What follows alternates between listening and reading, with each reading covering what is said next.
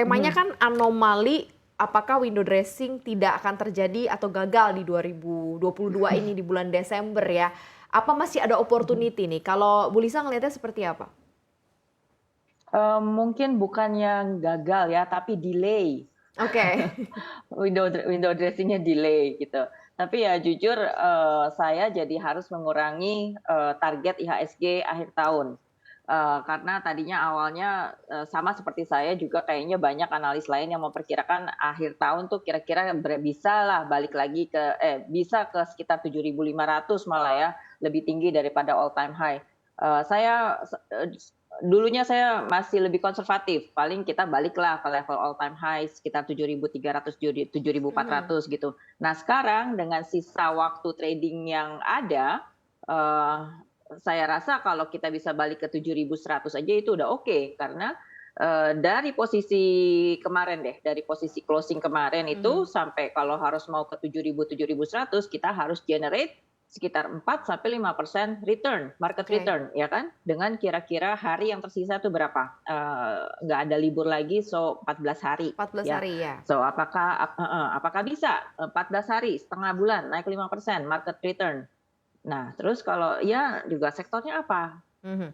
Oke. Kayak gitu pertimbangannya. Jadi ini masih banyak pertanyaan ya, karena memang masih ada hari Mhm, perdagangan yang masih akan berjalan, tapi mampu nggak sih balik begitu ya ke level 5%? mhm. Tapi Bu Lisa melihat bahwa bukan berarti nggak akan terjadi, tapi lebih ke delay ya. Kalau Mas Malik lihatnya seperti apa? Apakah Iya. ikut juga lebih ke delay?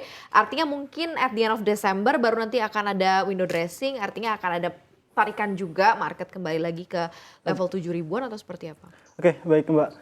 Saya melihat ya memang benar kata Mbak Lisa tadi, Mhm. kalau misalnya window dressing tahun ini delay karena Mhm. harusnya kan window dressing at least di pekan Awal bulan, kedua atau ya. awal bulan Mhm. Desember gitu kan.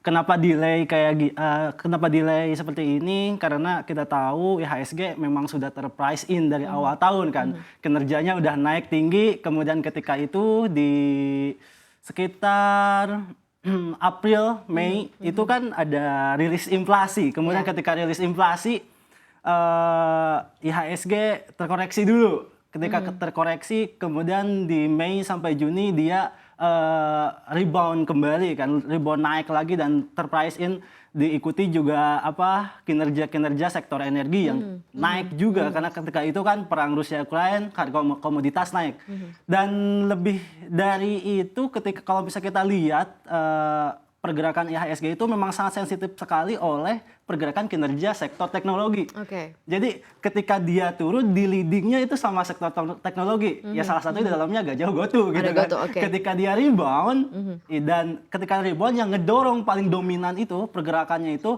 yaitu Adalah saham GoTo itu? ya kinerja Oke. sektor teknologi Sektor gitu. teknologi di Atau dalamnya sektor ya? digital yang di dalamnya ada yang dimana di dalamnya itu saham-sahamnya memiliki market cap besar kayak Mhm. Arto, Mhm. kayak GoTo, Yes, kayak ya. Buka gitu. Oke, berarti kalau di sini Bu Lisa kalau kata Mas Malik dia lebih melihat bahwa memang drive in Mhm. penurunan ataupun mungkin nanti kenaikannya karena ada 1, 2 saham terutama adalah part teknologi yang kita tahu bahwa tekanannya sangat-sangat dalam terjadi di beberapa hari belakangan ya, kurang lebih at least 7 Ya, sampai 9 betul. hari perdagangan. Apakah nanti yang akan mendrive in pemulihan juga saham-saham di sektor ini? Berarti dengan kata lain quote and quote ya sudah ada tanda-tanda rebound sebenarnya saham-saham under teknologi sektor ini, Bu Lisa? Oke, I wouldn't be that optimistic. Oke.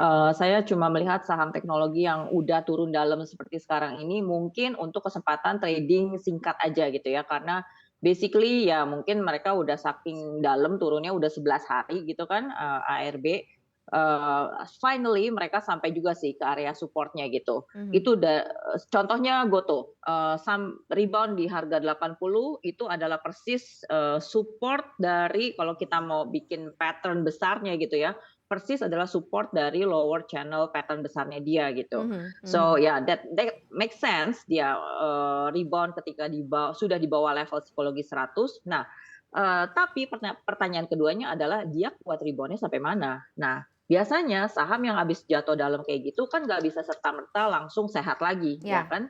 seperti Gotoh ini contohnya, Mhm. mungkin kebahagiaannya kita ini tidak berlangsung lama Mhm. karena, resisten yang terdekat itu ternyata sudah menunggu di sekitar angka 113. Nah, Mmm, mhm. tolong yang ambil Gotoh spekulatifly di sekitar 80, di sekitar harga itu hati-hati dulu gitu ya.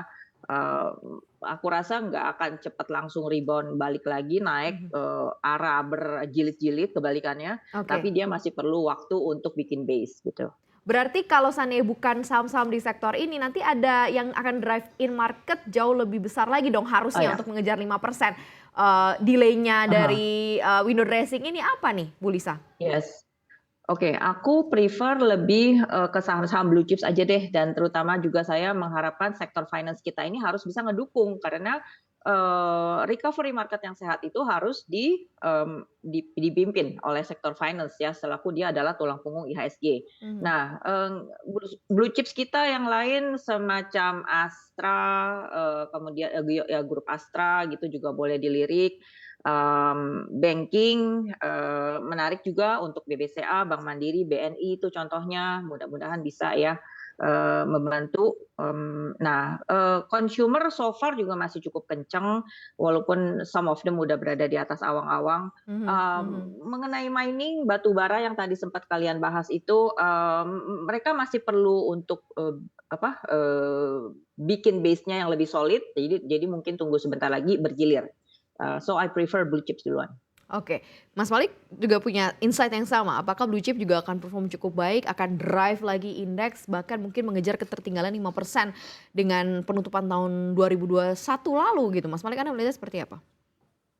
Blue chip untuk jangka pendek sampai akhir tahun ini mungkin dia bisa drive in, cuman tidak semaksimal yang seperti dia udah terprice in sebelumnya. Maksud Oke. tuh jadi apa namanya, terhadap pergerakan IHSG-nya tidak terlalu dominan. Mhm. Sekarang Mhm. tuh masih pergerakan si IHSG ini masih didominasi sama pergerakan tadi, pertama saham-saham di sektor teknologi sama digital, yang Mhm. kedua Mhm. saham-saham big cap atau blue chip yang terafiliasi sama saham GoTo seperti TLKM yang Oke. tadinya Oke.